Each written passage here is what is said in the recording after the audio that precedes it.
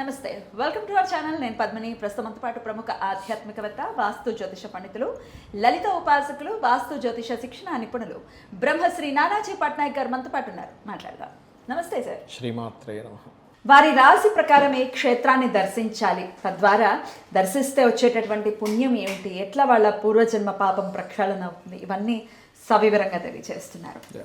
ద్వాదశ రాశిలో one of the most powerful రాశిగా అభివర్ణిస్తారు సింహరాశిని. చాలా రాయల్ యానిమల్ ఉంది కాబట్టి. అంతేనా? నిజంగానే అలాంటి రాయల్ తోనే ఉంటారా సింహరాశి వారు? అసలు సింహరాశి వారు ఏ క్షేత్రాన్ని దర్శించాలి ఒకసారి మీరు? తప్పకుండా అండి. అంటే సింహం వారికి ఏంటంటే యూనిక్నెస్ ఎక్కువగా ఉంటుంది. యూనిక్గా ఉంటారు. కొంచెం అంటే వాళ్ళు చిల్లరగా పిచ్చి పిచ్చిగా ఉండడం ఇష్టం ఉండదు వాళ్ళకి. కొంచెం లాయల్గా ఉండడం ఇష్టపడుతూ ఉంటారు సింహం వారు. చాలామంది తెలియక కోపం వాళ్ళకి ఎక్కువ అంటారు. అలా ఏమి ఉండదండి, కోపమే ఉండదు. చాలా సరదాగా ఉండే వాళ్ళని చాలామందిని చూశారు, సింహ లగ్నంలో పుట్టినా సింహరాశిలో పుట్టినా కూడా. అయితే ఇందులో ఉండే నక్షత్రాలు కనుక చూసుకుంటే మఖ, పుబ్బ, ఉత్తర. మఖ నక్షత్రం వాళ్ళు ఎక్కువగా గణపతిని ధ్యానం చేయాలి, పుబ్బవారు అమ్మవారిని, అండ్ ఉత్తర నక్షత్రం వాళ్ళు సూర్యభగవాను ఎక్కువ ఆరాధన చేయాలి. అయితే ఇందులో ఈ 3 నక్షత్రాల్లో ఎందులో పుట్టినా అయితే వీళ్ళకి ఏంటంటే సింహం వారికి పంచమ భాగ్యాలు కనుక తీసుకుంటే ఎక్కువ నరసింహస్వామి క్షేత్రాలకు వెళ్ళాలండి. నృసింహస్వామి క్షేత్రాలు, శక్తి ఆలయాలు ఉంటాయి మనకి. దశమహావిద్యలు చేసేవి ఉంటాయి శక్తి ఆలయాలు. కామాఖ్య కావచ్చు, తారాపీఠ కావచ్చు, శక్తిపీఠాలకి ఎంత వెళ్తూ ఉంటే కూడా అంత వీళ్ళకి మంచిది ఉంటుంది చెప్పాలంటే.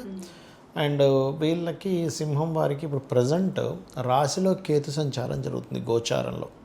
కాబట్టి వీళ్ళు నవంబర్ వరకు కూడా, ఇప్పుడు మనం 2026 మే మాసంలో మాట్లాడుకుంటున్నాం. సో 2026 నవంబర్ వరకు లగ్నంలో కేతు సంచరిస్తుంటాడు వీళ్ళకి. దీనివల్ల ఏమవుతుంటుంది అంటే ఏదో తెలియని, అంటే మానసికంగానేమో కొంచెం ఆధ్యాత్మికం వైపు ఎక్కువ లాగుతూ ఉంటుంది. ఏవో తెలియని ఆటంకాలు జరుగుతూ ఉంటాయి. అంటే ఒక క్లారిటీ ఎక్కడో మిస్ అవుతుంటుంది, దేనికోసం అన్వేషణ జరుగుతూ ఉంటుంది ఈ సమయంలో వీరికి. వీళ్ళు ఇప్పుడు కనుక నిద్ర లేస్తూనే గణపతిని తలుచుకొని నిద్ర లేచినట్లయితే ఖచ్చితంగా వీరికి ఇబ్బంది అనేటువంటిది ఉండదు. అద్భుతం సార్.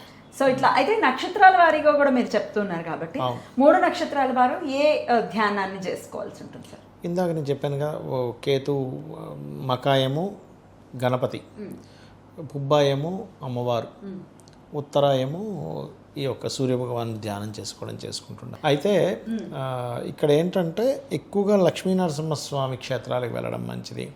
వీరికి ఒక 1 year 3 months తర్వాత ఏళ్ళనాటి శని కాదు, భాగ్యంలో శని సంచారం జరుగుతుంది.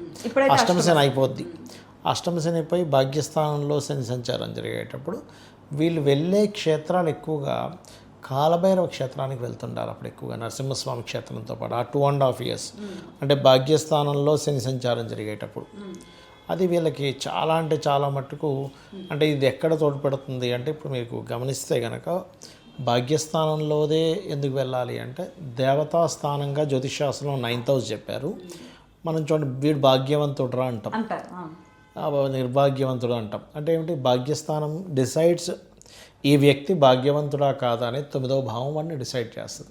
మరి అలాంటప్పుడు మీరు 9th house రిలేటెడ్ సంబంధించిన దేవతా క్షేత్రాలకు కనుక దర్శించుకున్నట్లయితే భాగ్యం మీకు కనెక్ట్ అవుతుంది ఆటోమేటిక్గా.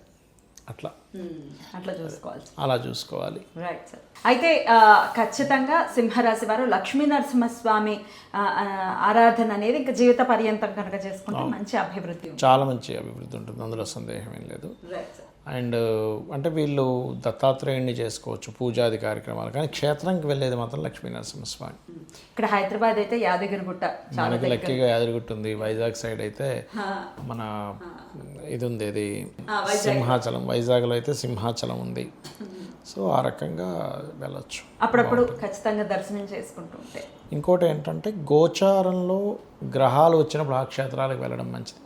ఏ గ్రహం అయితే వచ్చిందో వాళ్ళ పర్సనల్ చార్ట్లో 9th house ఏదైనా గ్రహం ఉంటే ఆ గ్రహానికి సంబంధించిన క్షేత్రానికి వెళ్ళొచ్చు. గోచారంలో ఉన్నప్పుడు ఏంటంటే తాత్కాలికంగా అప్పటి వరకు మీరు పలానా క్షేత్రానికి వెళ్తే బాగుంటుంది. గ్రహం ఉంటే అది లైఫ్ లాంగ్, అధిపతి కూడా లైఫ్ లాంగ్, ఇంకా అట్లా అనమాట. చాలా చక్కగా తెలియజేశారు సార్. ఖచ్చితంగా సింహరాశి వారు లక్ష్మీ నరసింహస్వామి అనుగ్రహం చేత పూర్వజన్మ పాపం నుంచి బయటపడి అదృష్ట యోగం వాళ్ళకి కలగాలని మనస్ఫూర్తిగా కోరుకుంటూ ఇక నెక్స్ట్ వీడియోలో కన్యా రాశి గురించి తెలుసుకుందాం. Thank you sir. నమస్తే. శ్రీమాత్రే నమః.